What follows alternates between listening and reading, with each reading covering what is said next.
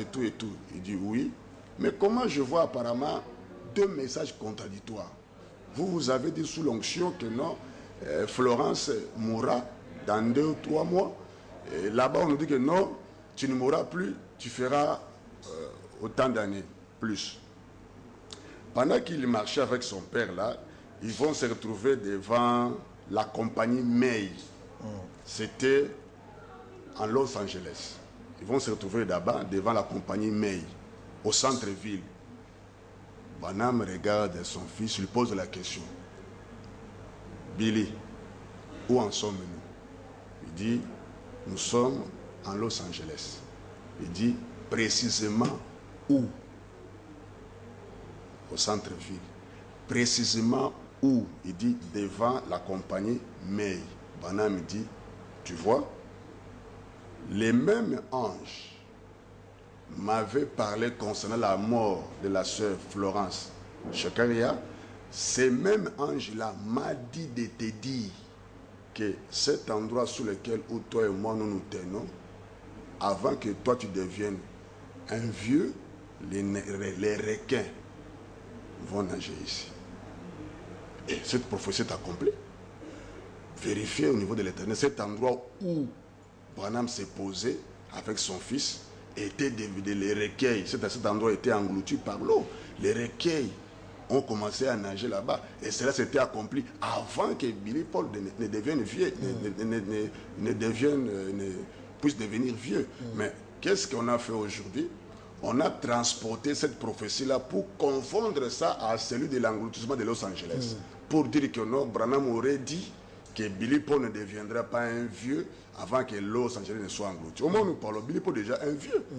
Vous voyez un peu. Ce sont des choses comme ça qui montrent. Alors, comment vous voulez que j'attende des signes pendant qu'il y a des signes qui se sont déjà accomplis et qui sont en voie de l'accomplissement? Vous m'avez dit que vous verrez les femmes devenir de plus en plus nues, trop belles, trop séduisantes, marchant nues. C'est le signal rouge de sa venue. Comment voulez-vous que je regarde seulement un signe pendant qu'il y a tant d'autres?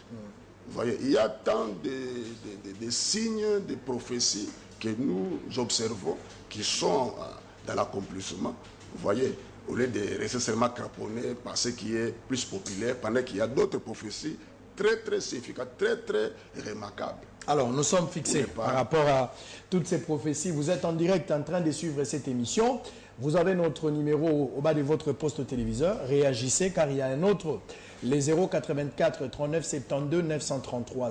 084 39 72 933. Si vous êtes à l'étranger, prenez les préfixes 00243 84 39 72 933. Envoyez-nous vos questions, réagissez.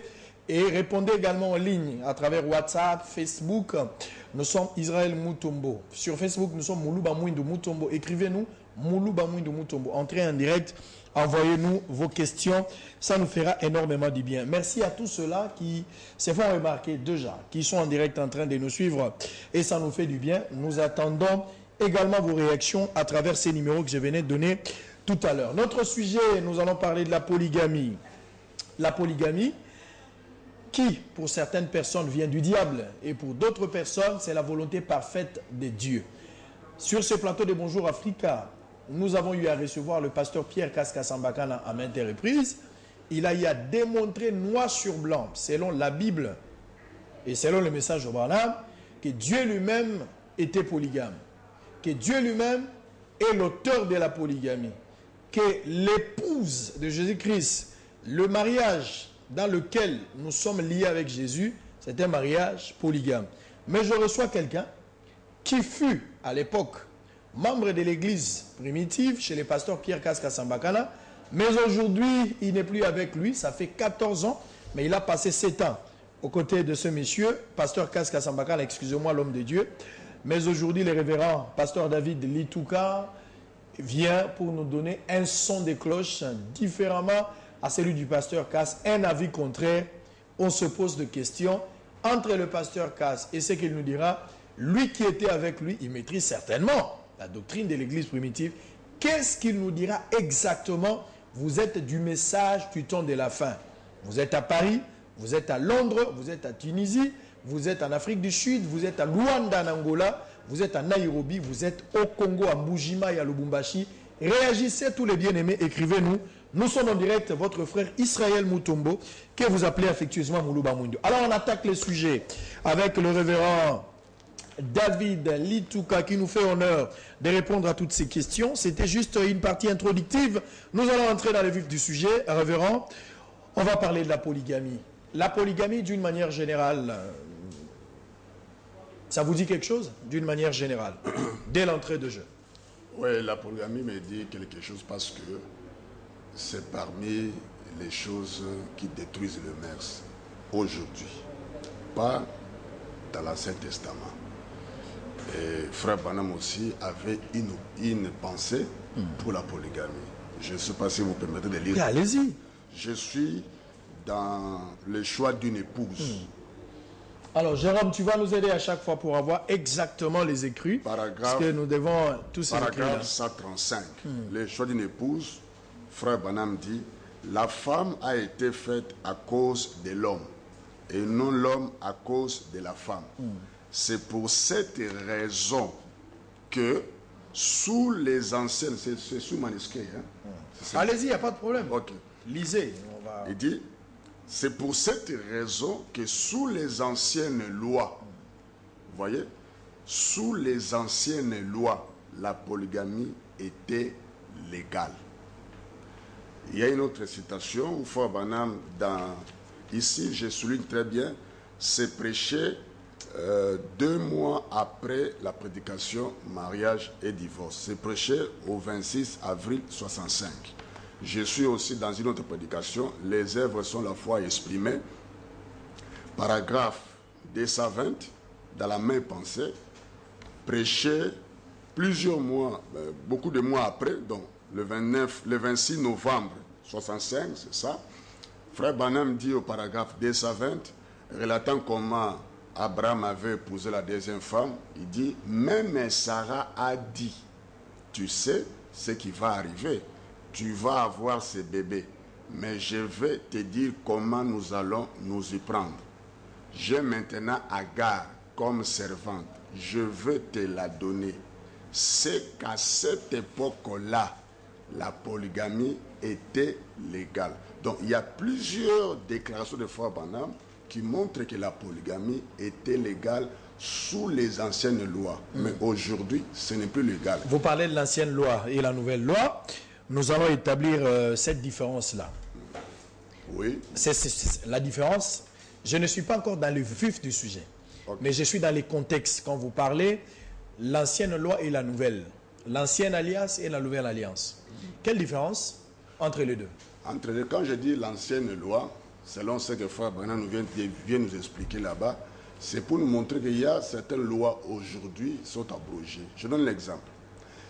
Il y avait une loi ancienne qui disait par exemple, quand vous partez en guerre, là nous sommes dans Deutéronome 15, plutôt 21, verset 10 jusqu'au verset 15 pour avoir le contexte.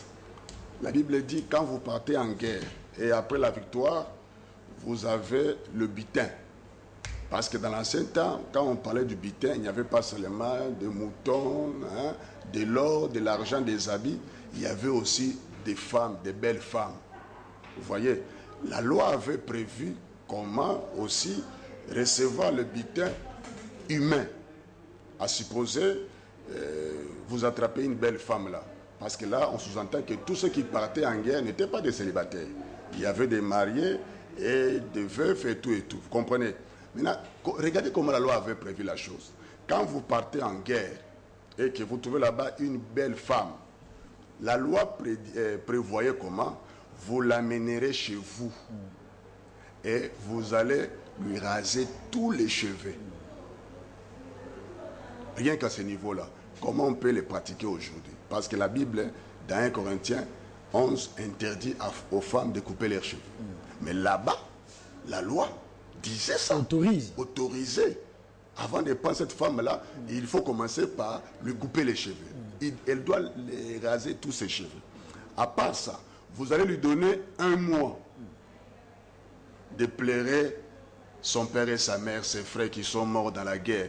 Quel genre de mariage comme ça, hein, où vous commencez le mariage avec quelqu'un qui vous donne d'abord le temps de pleurer ses familles. De deux, vous l'amenez maintenant à l'intérieur de votre maison. À ce moment-là, maintenant, elle pourra devenir votre femme. Et la Bible dit aussi en continuant, si elle cesse de vous plaire, parce que vous avez des choses à la reprocher, vous allez la chasser. Et là où elle va choisir là où elle pourra partir. Et en partant comme ça, elle pourra devenir la femme de n'importe qui. Vous voyez d'abord là-dessus, il n'y a même pas eu le mariage. Parce que le mariage, c'est le vœu. Pour commencer, il n'y a pas eu le mariage. Maintenant, s'il faut transporter cette loi-là, aujourd'hui, on va l'appliquer comment? Où? Par qui?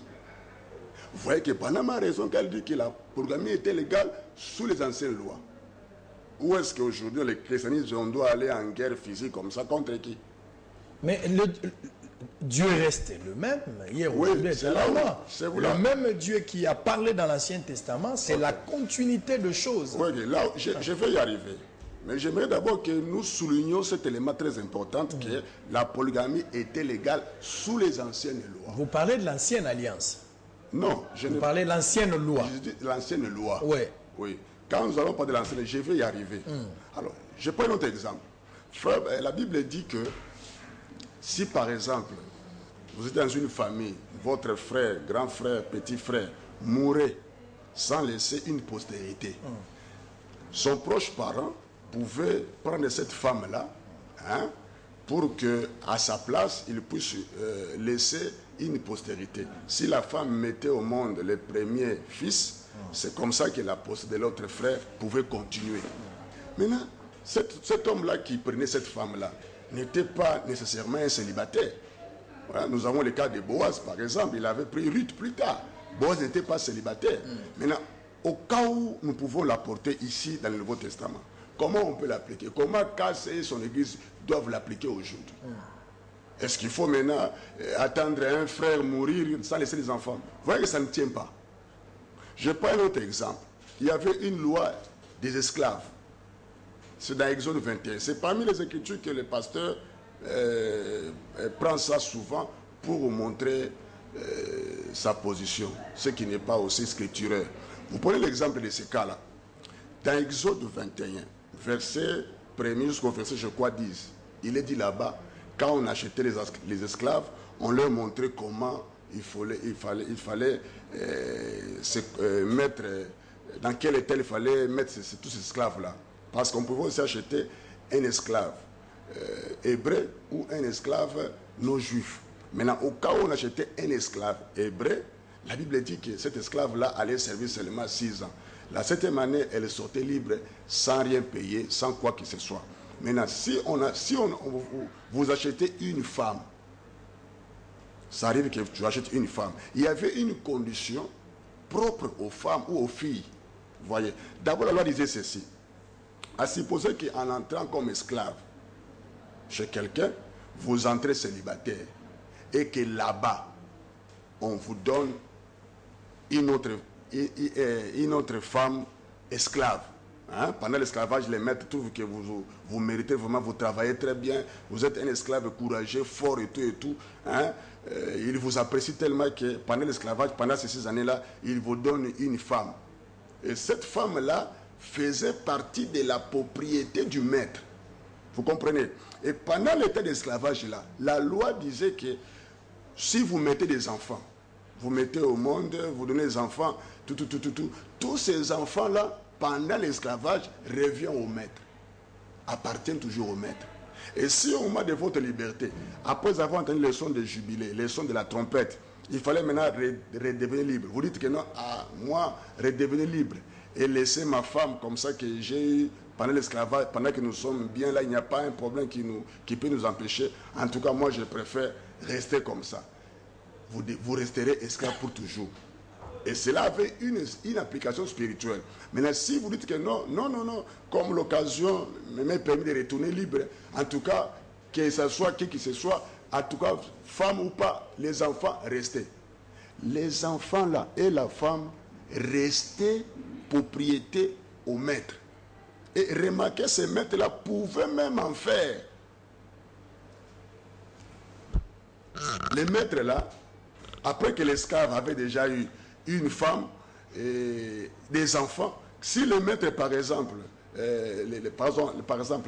comment dirais-je, si l'esclave réclamait sa liberté, il voulait redevenir libre, l'esclave en redevenant libre, les femmes là restaient pour le maître.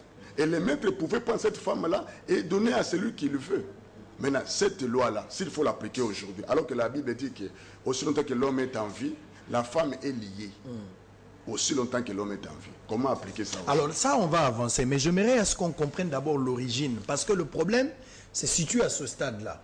Il y a certaines personnes qui qualifient de la polygamie comme une vie du diable, c'est-à-dire quelque chose qui vient directement de l'enfer. Mais il y a pour certaines personnes, nous avons cité le pasteur Cass parce que c'est lui qui les défend, il parle de ça, il vit cette polygamie. Dieu lui-même est polygame, comme je l'ai signifié dans mon introduction. D'où est sortie la polygamie? Selon les messages de Frère Branham et selon la Bible. Je veux que vous expliquiez clairement, avec toutes les précisions, l'origine et qui en est l'auteur de cette polygamie. Merci beaucoup. Là, avant que nous puissions répondre à ça, Frère Branham a démontré ça, pour situer ça par rapport à Frère Branham. Frère Branham, dans la prédication mariage et divorce, il nous montre que l'humanité a connu des périodes de temps. La première appelée au commencement et la seconde après le commencement. Le commencement a pris fin lorsque le péché intervint. Comprenez? Lorsque l'homme et la femme ont péché, ils ont écouté le serpent. Le serpent a séduit la femme, hein, ils ont commis adultère. Et plus tard, la femme est venue apprendre la sexualité, cet adultère-là, à l'homme. Et l'homme aussi a suivi sa femme et Dieu était fâché. Et c'est maintenant dans Genèse 3 que Dieu descendra pour donner à chacun sa responsabilité. Il pose la question à l'homme, pourquoi tu as... Quand Dieu cherchait l'homme, l'homme fouillait Dieu. Il dit, mais Adam, où es-tu? Je suis caché parce que je suis nu. Mais qui t'a appris que tu es nu? Non, la femme que tu as mise au pot de moi. Dieu laisse l'homme, il va vers la femme. Pourquoi? Non, laissez pas moi séduire, j'en ai mangé et tout et tout. Vous voyez? Maintenant, quand Dieu viendra maintenant juger la chose, c'est là que Dieu va donner à chacun sa responsabilité. C'était quoi la responsabilité? Lorsque Dieu est venu regarder, Dieu a vu que les hommes ont suivi une voie que Dieu n'avait pas prévue, que Dieu ne voulait pas. Parce que quand Dieu avait placé l'homme et la femme dans les jardins, c'est vrai, il les avait placés pour la procréation, mais ce n'était pas encore le temps de Dieu selon Frère Branham. Le temps était, à un moment donné, Dieu va leur accorder la possibilité d'utiliser leur corps pour la procréation. Mais le serpent est venu leur montrer ce que Dieu ne voulait pas. C'était quoi? Les désirs sexuels. Et quand la femme a vu ça, ce que Dieu avait interdit, ce qui était l'arbre de la connaissance du bien et du mal, et après que la femme avait été séduite par ça, c'est alors que la femme commettra pour la première fois avec le serpent l'acte sexuel, l'adultère. Vous voyez? Maintenant, quand Dieu est venu juger la chose, Dieu a vu que les hommes étaient dans une position irrécupérable. C'est-à-dire, la femme avait suivi la voie des désirs sexuels, il a aussi entraîné l'homme. Alors Dieu, maintenant, quand il est venu, il a vu que la voie que vous avez suivie, vous ne saurez pas maîtriser ça. Maintenant, quand Dieu regardait, il a vu l'homme, il a vu la femme avec deux hommes. La femme avait orienté une partie de ses désirs vers le serpent, l'autre partie vers l'homme. C'est là que quand Dieu est venu là, il a dit, toi femme, parce que tu as fait cela, désormais tous tes désirs se porteront vers ton mari, mais lui dominera sur toi. C'est là que Branham nous dit, vous voyez, c'est ici que Dieu a établi une nouvelle nature par le sexe. Mais au commencement, il n'en était pas ainsi. Au commencement, il y avait un homme et une femme. Au commencement, il n'y avait pas le péché. Au commencement, il n'y avait pas la polygamie. Au commencement, il n'y avait pas le divorce. Au commencement, il n'y avait pas les désirs sexuels. C'est le serpent qui est venu avec les désirs sexuels. Dieu ne voulait pas que les hommes utilisent le sexe pour les plaisirs. Dieu voulait que les hommes utilisent le sexe justement pour avoir des enfants, comme font les animaux. Vous voyez? Et en ce moment-là, les enfants que les hommes allaient mettre au monde, Branham dit, n'allaient pas mourir. Ces enfants-là resteront dans l'air frais de la jeunesse et ils auront la vie éternelle. Mais à quoi servirait les mariages? À quoi servirait prendre une femme à la maison? Juste pour prendre la femme comme une machine à faire des enfants? Non. La femme ne peut pas avoir le temps de rester avec son mari, de vivre l'amour. Là, c'est une partie des conséquences du mariage. Le mariage, c'est dans Genèse 2, 24. L'homme quittera son père et sa mère et s'attachera à sa femme et les deux deviendront une seule chair. Pourquoi le mariage? Quand Dieu avait créé l'homme, la Bible dit plus tard, Dieu dit qu'il n'est pas bon que l'homme soit seul. Dieu avait d'abord, il avait créé la femme, il avait mis la femme à côté de l'homme. Premièrement, ce n'était pas pour le sexe, s'il vous plaît, c'était pour pouvoir l'aider. C'est pourquoi j'ai toujours dit aux gens, avant de chercher une femme, vous devez d'abord chercher à savoir, Dieu vous a placé sur la terre pourquoi? Parce que la femme que vous allez l'épouser, elle viendra pour vous assister, pour être une aide à côté de vous. Voilà pourquoi Branham dit que quand Dieu appelle l'homme, il appelle également sa femme. Vous voyez? Et pour que la femme maintenant soit un bon partenaire, c'est ainsi que la Bible dit, l'homme quittera même son père et sa mère pour s'attacher à sa femme, afin qu'il devienne une seule chair. Vous voyez, aussi longtemps que l'homme et la femme ne deviendront pas une seule chair dans le futur, l'homme ne pourra pas atteindre le but pour lequel Dieu l'avait placé. Vous voyez, et vous remarquerez que la loi du sexe est intervenue dans Genèse 3 après. Mais le mariage, a dit frère Branham, avait déjà été institué dès les jardins d'Éden. Ça dit la polygamie, selon vous, parlant de l'ancienne loi, c'était autorisé, on n'avait pas refusé la polygamie. D'ailleurs, c'est lui-même Dieu qui avait autorisé ou qui a occasionné cette polygamie. Vous entendez parler? Ce n'est pas selon moi. Je n'avais pas terminé parce que vous avez introduit une question que j'ai ouvert une parenthèse. Je reprends là où j'ai... Allez-y, parce que j'ai une question aussi à poser là-bas. Ok, le premier est ceci. Quand Dieu est venu juger les hommes, Dieu a trouvé que les serpents avaient déjà séduit la race humaine pour les amener à pratiquer les désirs sexuels. Pendant que Dieu voulait que les hommes utilisent le sexe juste pour avoir des enfants, le diable est venu, il a dit non, il n'y a pas seulement ça. Vous pouvez aussi l'utiliser pour les plaisirs, pas seulement pour avoir les enfants. C'est ce qui a séduit la femme. Et quand la femme a essayé cela avec le serpent, et plus tard, elle-même aussi appris à l'homme, c'est alors que les hommes, l'humanité est tombée dans les désirs sexuels. Et quand Dieu est venu, voyant que ce n'était plus possible de pouvoir le ramener dans la pensée qu'il avait, c'est là que Dieu va maintenant établir une nouvelle alliance en attendant que les choses reviennent à son commencement. Voilà pourquoi, quand Dieu viendra, Dieu va conclure une autre alliance. C'était une alliance double. Une pour le produit, qui est l'homme, l'autre pour le produit dérivé. Vous verrez ça dans Genèse 3. C'est-à-dire, l'alliance que Dieu avait faite avec l'homme, ce n'est pas celle qui va être avec la femme. Ce que Dieu dira à l'homme, ce n'est pas ce qu'il dira à la femme. Par exemple, avec la femme, Dieu avait dit, tous tes désirs se porteront vers ton mari, mais lui dominera sur toi. Ce qu'il avait dit à la femme là, il n'avait pas dit à l'homme. C'est là que la polygamie sera introduite. Frère Branham dit, Dieu l'a introduite et c'est dans la chair. C'est une loi naturelle qui se trouve dans la chair. Et Frère Branham dit, la loi du sexe, c'est la polygamie. Alors, la place où le pasteur et les autres sont toujours embrouillés, ou n'arrivent pas à comprendre c'est quoi, ils n'arrivent pas à dissocier les désirs sexuels et sa loi. Vous voyez, c'est ça le problème que nous avons avec les frères du message. C'est le serpent qui est venu avec les désirs sexuels. C'est lui qui a inspiré la femme, lui montrer comment pratiquer les désirs sexuels. Vous comprenez?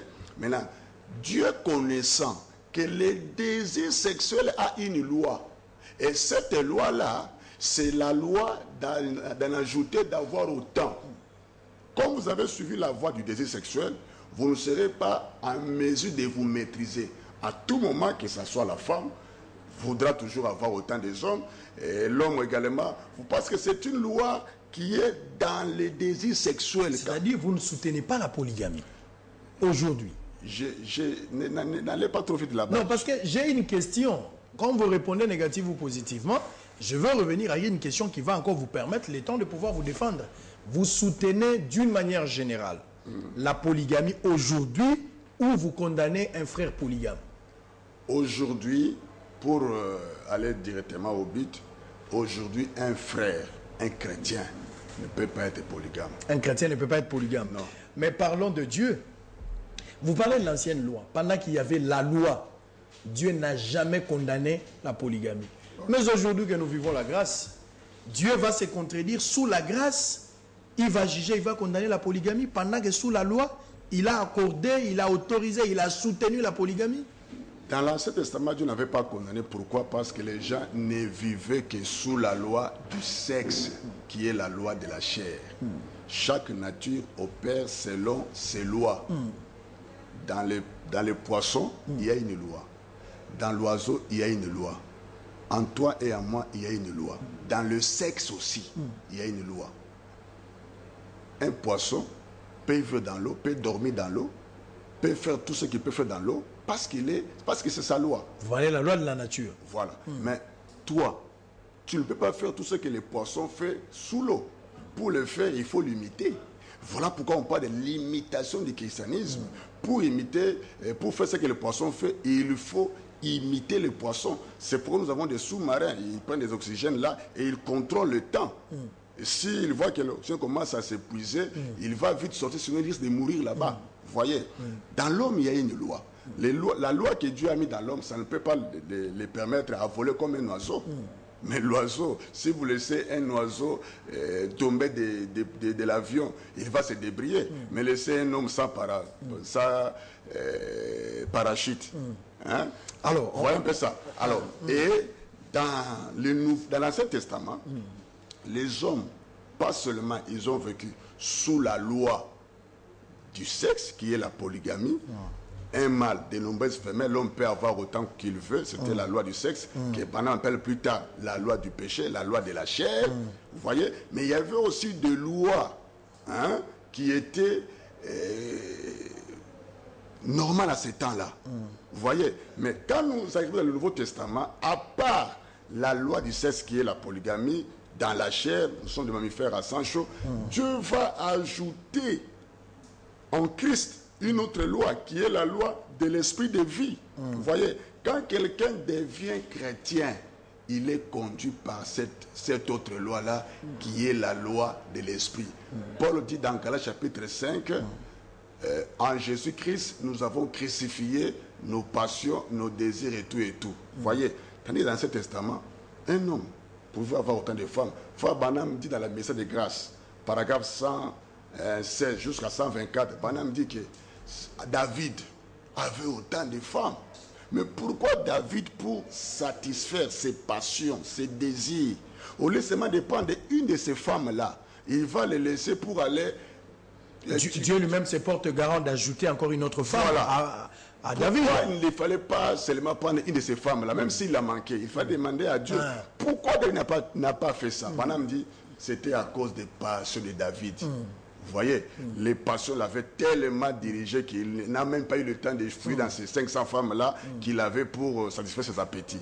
Madame dit, vous voyez, mais aujourd'hui, en Jésus-Christ, nous crucifions ces passions-là. Un chrétien aujourd'hui ne peut plus. Non, un chrétien peut se marier à la polygamie. Donnez-moi, vous avez mariage et divorce? Oui, j'en ai. Donnez-moi d'abord, si je peux lire quelque chose. Je pense que vous nous suivez à la maison. Je vais